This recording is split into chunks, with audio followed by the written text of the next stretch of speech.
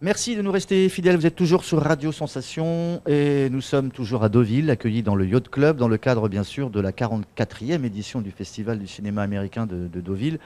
On parle cinéma, on parle villégiature, on parle immobilier, on parle culture, tourisme et on parle également de ce qui se passe sur la région du Pays d'Auge en général et en particulier sur le secteur deauvillais avec ceux qui font vivre justement cette station.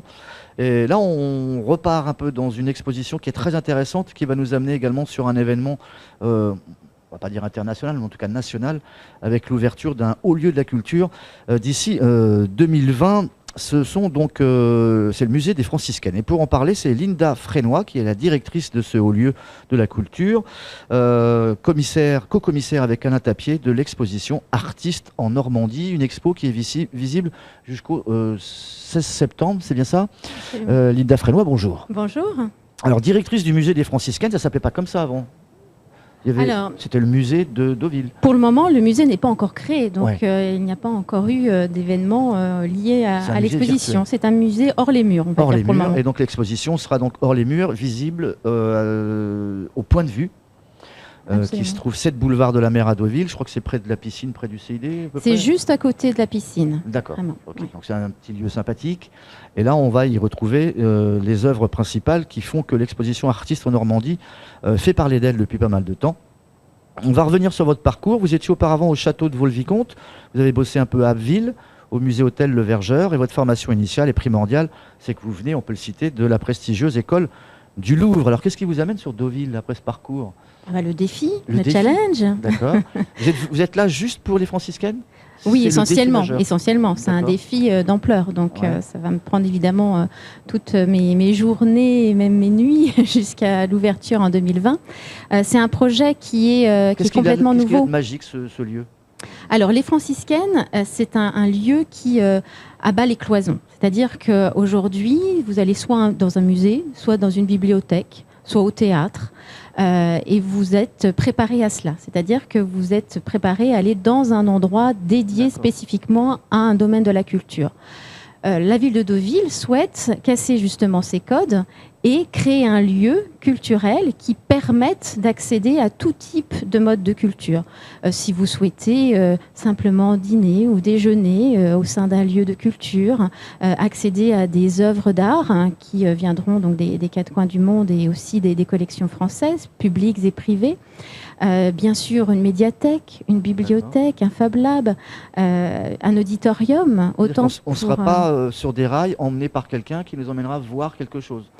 également.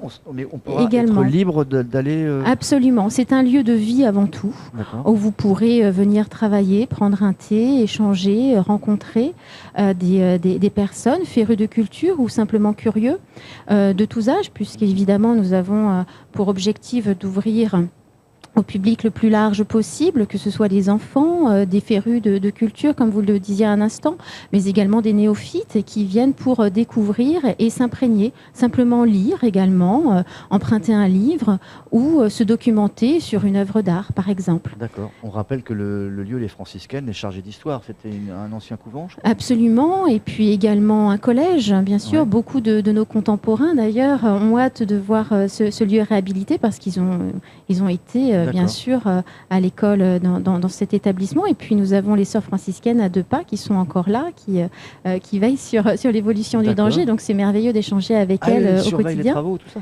Ah, c'est très intéressant Ouais. justement d'avoir leur regard et puis leur confiance parce qu'elles voient aussi que l'on prend soin du bâtiment, que l'on réhabilite, bien sûr, grâce à notre architecte, donc Moati Rivière, dans un bâtiment, encore une fois, complètement nouveau, complètement D'accord. novateur par rapport à la culture. Ok, c'était l'ancien orphelinat Saint-Joseph. C'est ça, Absolument, on en parlera tout à avec fait. Lionel Duhaut Tout tout à à fait. l'heure.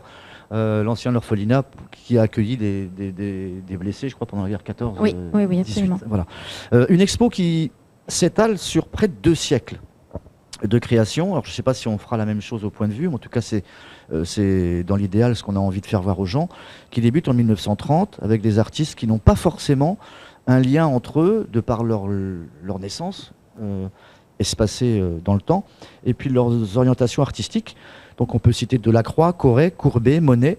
Alors comment on fait, comment ça marche pour justement créer du lien et du sens à tout cela? Comment les unir entre eux? Alors, ce qui les unit, c'est la Normandie. Donc, ils sont tous venus, d'où le titre en fait, de l'exposition Artistes en Normandie. C'était aussi notre souhait avec Alain Tapier de montrer l'impact de la Normandie sur 2 siècles donc, d'histoire de l'art, sur des artistes extrêmement différents. Et puis aussi les liens qu'ils pouvaient avoir à des moments précis de leur carrière, entre justement Delacroix et Courbet, entre Monet et Corot, entre John King et Boudin. Donc tous ces artistes locaux qui ont fait aussi notre propre regard de la Normandie aujourd'hui et qui ont évolué avec aussi l'évolution même du paysage et du territoire jusqu'à nos jours, avec des artistes beaucoup plus proches de nous et notamment des photographes. On connaît tous Doisneau, Cartier-Bresson, et bien ils sont aussi présents dans l'exposition, jusqu'aux artistes contemporains comme Massimo Vitali ou Rinko Kawashi, qui ont été invités par la ville de Deauville pour créer dans le cadre, bien sûr, de planches contact. Alors moi, j'ai quelques bases au niveau de la peinture qui me vient de ma scolarité, mais j'ai du mal à imaginer Delacroix avec la Normandie. Est-ce qu'il y a un tableau principal qui illustre cela ? Eh bien justement, grâce à l'exposition, on comprend que Delacroix est venu 13 fois en Normandie, qu'il était passionné, alors moins de notre côte, mais plutôt du nord de la Seine, donc plutôt la région diepoise. Et donc on présente justement une aquarelle qui a transformé notre regard sur l'impressionnisme aujourd'hui. On date principalement l'impressionnisme aujourd'hui de la fin du 19e siècle. Delacroix impressionniste, c'est... Et oui. Et oui, venez à l'exposition découvrir cette aquarelle qui nous montre justement une nouvelle facette de l'artiste qui rentre tout juste d'Orient et qui utilise des supports, des techniques, l'aquarelle notamment, de façon totalement nouvelle, très inspirée également des artistes anglais.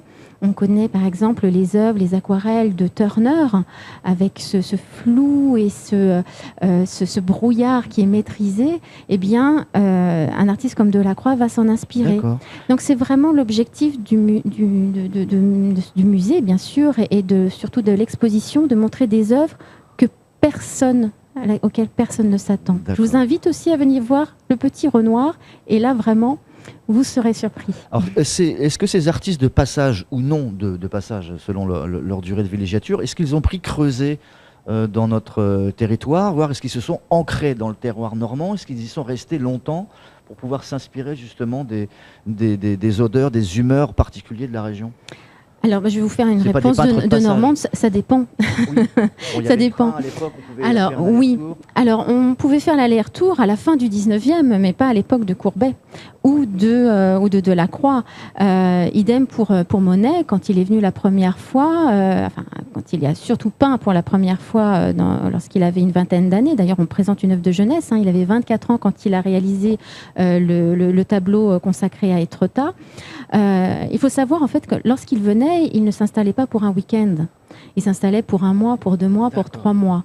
Donc c'est là aussi où les liens entre les artistes ont pu se créer. Il faut les imaginer à la ferme Saint-Siméon, dans les hauteurs de Honfleur, échanger un café ou même un petit verre le soir. Ouais.